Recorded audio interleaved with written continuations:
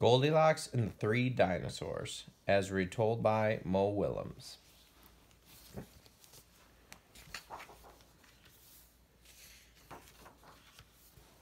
Once upon a time, there were three dinosaurs: Papa Dinosaur, Mama Dinosaur, and some other dinosaur who happened to be visiting from Norway.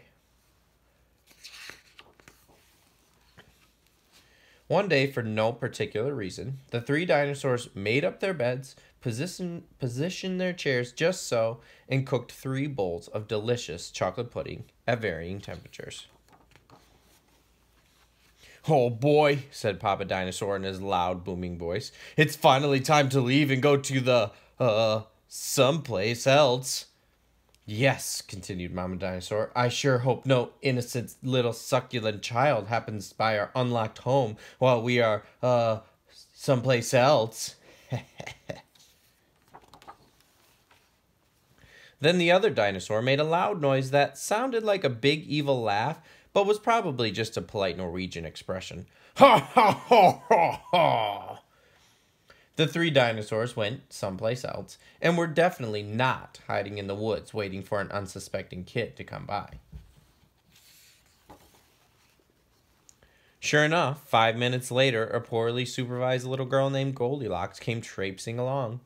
Just then the force boomed with what could have been a dinosaur yelling, "Gotcha!" But I'm pretty sure that was just the wind.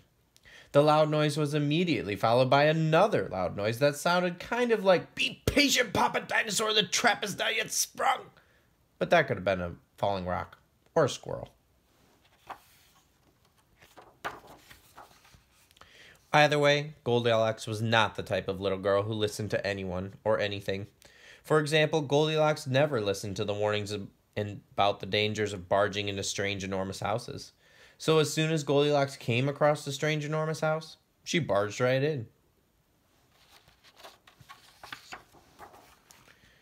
Inside, Goldilocks immediately smelled the 3 bowls of delicious chocolate pudding. Said Goldilocks, "that chocolate pudding smells delicious. If only I could go all the way up on top of that counter." Then Goldilocks noticed a very tall ladder that just happened to be there and certainly wasn't left on purpose. Goldilocks climbed the ladder and found herself face to face with 3 gigantic bowls of chocolate pudding. The first bowl of chocolate pudding was too hot, but Goldilocks ate it anyway. Because, hey, it's chocolate pudding, right? The second bowl of chocolate pudding was too cold, but who cares about temperature when you got a big bowl of chocolate pudding? Not her. The third bowl of chocolate pudding was just right, but Goldilocks was on such a roll by now, she hardly noticed.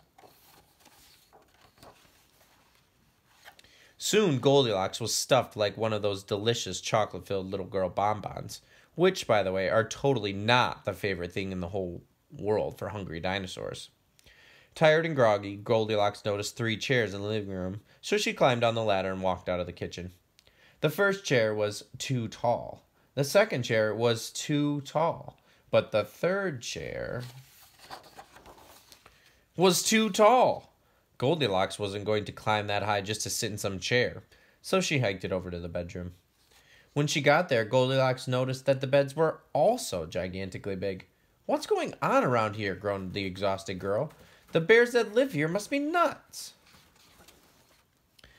Just then, the room filled with a loud booming noise that was either a passing truck or a dinosaur gloating. "A few more minutes and she'll be asleep. Delicious chocolate-filled little girl bonbons are yummier when they're rested." Even a little girl who never listens to anyone or anything had to hear that. Goldilocks took a minute to stop and think, which was longer than she was used to stopping and thinking. "Hey," she told herself, "this isn't some bear's house. This is some dinosaur's house." Say what you like about Goldilocks, but she was no fool. As quickly as she could, she ran to the back door and got out of there. Just then, a loud plane flew by, which sounded pretty much like a trio of dinosaurs yelling, "Now!" or "Charge!" or the Norwegian expression for "Chewy bonbon time!" Suddenly, and completely coincidentally, the 3 dinosaurs rushed to the front door. But they were too late. Goldilocks was gone, and all that was left in the house were 3 disappointed dinosaurs. The end. And the moral is, If you ever find yourself in the wrong story, leave. And the moral for the dinosaurs is lock the back door.